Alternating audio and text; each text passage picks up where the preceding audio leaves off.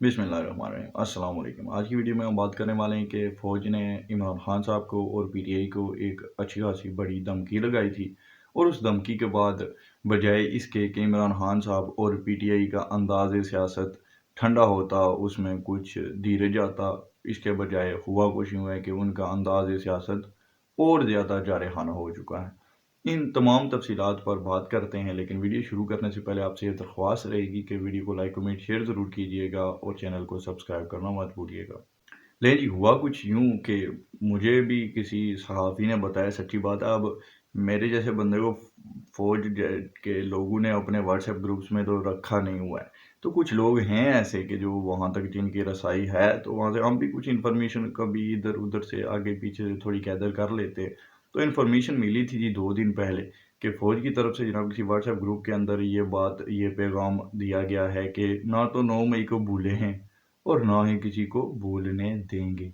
9 मई को भूलने का मतलब ये है कि हम अपने शुहदा की बेहुरमती को भूल जाएँ। हम कैप्टन शेर खान जैसा शहीद कि जो कई दिनों तक भूखा प्यासा अकेला लड़ता रहा दुश्मन अफवाज के साथ, और दुश्मन फ़ौज के कमांडर ने ये ख़त लिख कर भेजा कि इस बंदे को आप सितारे इम्तियाज़ से नवाजिए, जो आपका सबसे बड़ा अवार्ड है, आप इसको वो दीजिए कि इस जैसा बहादुर हमने अपनी ज़िंदगी में नहीं देखा था।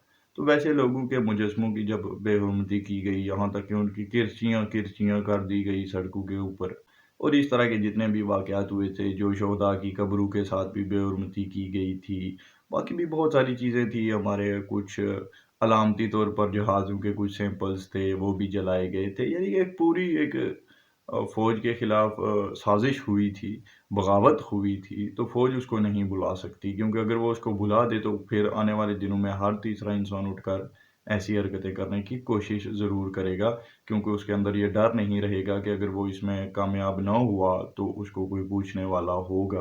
तो इस मैसेज के बाद जी, इमरान खान साहब और पीटीआई का जो अंदाज़ सियासत जारहाना हुआ है, वो कुछ इस तरह से हुआ है कि सबसे पहला कदम इमरान खान साहब ने ये लिया कि जो उनका चेयरमैन था पीटीआई का, बैरिस्टर गौहर साहब, वैसे तो वो कानूनी तौर पर चेयरमैन नहीं थे, वो इलेक्शन कमीशन ने इनके जो इंट्रा पार्टी इलेक्शंस हुए थे, उनको कालादम करार दे दिया था, वो सही तरीके से नहीं हुए थे, लेकिन फिर भी एक नाम तो था ही।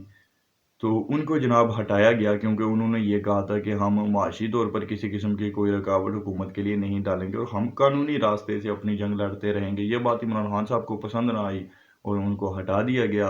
फिर बात चली कि बैरिस्टर बैरिस्टर तो नहीं है, लेकिन अली ज़फ़र साहब जो है पीटीआई के, वो भी वकील ही है मेरे ख्याल से।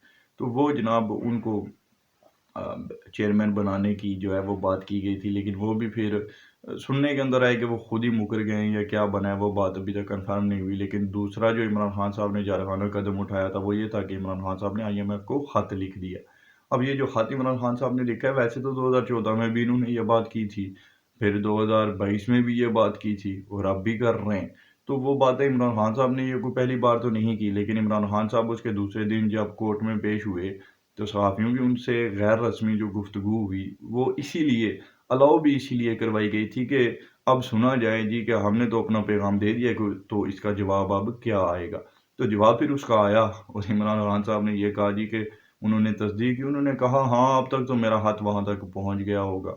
अब देखिए, ये जो बात है, ये कोई इतनी सादा सी बात नहीं है।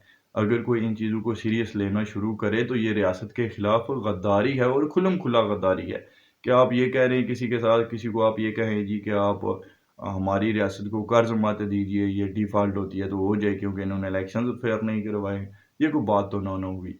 फिर इलेक्शंस की भी अगर बात की जाए तो वैसे तो खैर वो मैं इस पर फिर कभी वीडियो बनाऊँगा कि इस बार धांधली की कितनी दरख्वास्तें गई हैं। टोटल कोई 87 दरख्वास्तें पीटीआई की तरफ से जमा करवाई गई हैं, और 2013 के इलेक्शंस में इनकी तादाद 411 थी। 2017 के 18 के इलेक्शंस में इनकी तादाद 299 थी, और इस बार ये सिर्फ 87 है। तो इतनी कम तादाद है इस बार धांधली की शिकायतों की या इनके खिलाफ जो दरख्वास्तें गई हैं। तो वो बात है कि ये भी एक ढिंढोरा ही है। खैर जी, हम बात कोई और कर रहे थे। तो इमरान खान साहब ने उसके बाद उस खत की तस्दीक की, फिर आईएमएफ ने भी एक किस्म से जन्नाटेदार थप्पड़ जड़ दिया आगे से इमरान खान साहब के मुंह पर। उन्होंने ये कहा जी कि जो भी रियासत पाकिस्तान का आने वाली हुकूमत होगी, हम उसके साथ चलने के लिए तैयार हैं। अब देखिए बातें दो हैं, एक तो बात यह है कि जो कर्ज देते हैं ना IMF जैसे इदारे, वो किसी शख्सियत को नहीं दे रहे होते। वो नवाज शरीफ हो, इमरान खान हो, बिलावल भुट्टो हो, कोई जैद हो, बकर हो, जो भी हो, वो उनको कर्ज नहीं दे रहे होते। वो कर्ज दे रहे होते हैं रियासत को। तो रियासत जो होती है वो शख्सियात से ऊपर की चीज़ होती है। रियासत कहा ही इसलिए जाता है कि वो कोई फ़र्द वाहिद नहीं होता उसमें, वो जनाब तमाम एक रियासत एक ढांचा है, उसमें बहुत सारे किरदार होते हैं, तो वो एक रियासत को कर्ज दे रहे होते हैं। दूसरी बात ये भी है कि अगर IMF, हम ये सोचें भी कि इमरान खान साहब ने जो लॉबिंग फिर्म्स अमेरिका में हायर की थी और उनके बाद इनकी इतनी ज़्यादा जो चल रही है, अमेरिका इनके हक में बोलता है, तो वो खैर हकीकी आज़ादी और वो सब बातें तो वो तो खैर पुरानी बातें हो चुकी हैं। इमरान खान साहब यू टर्न को लेना वो वैसे भी एक अजमत समझते हैं, उनके नज़दीक बहुत कोई अच्छी बात है ये। तो उनको तो इस चीज़ से फ़र्क नहीं पड़ता कि वो वादी में क्या कहते रहे, और उन्होंने इस भोली भाली या बेवकूफ़ अवाम को और ज़्यादा बेवकूफ़ किस तरह बनाया है, वो एक अलग बात है। पर उनको उस चीज़ की कोई शेमफुल नहीं होते खान साहब ऐसी चीज़ों के लिए वैसे। तो ये वो बात है कि जी अगर IMF इनकी तमाम जो हिकमत अमली इनकी लॉबिंग फिल्म्स के थ्रू इन्होंने वहाँ पर जितनी भी की है, जितना अपना बयानिया बनाया है, अगर हम मान लें कि 100% जनाब वो इनसे कायल हो गए हैं, वो समझते हैं कि इमरान खान साहब के साथ बड़ी कुछ ज़्यादती की गई है और ऐसा नहीं होना चाहिए था। अगर एक मिनट के लिए मान भी लिया जाए तो फिर आगे की बात ये है कि IMF को क्या इस बात की फ़िक्र नहीं होगी कि जो उन्होंने पहले से कर्ज़े दे रखे हैं उनका क्या बनेगा?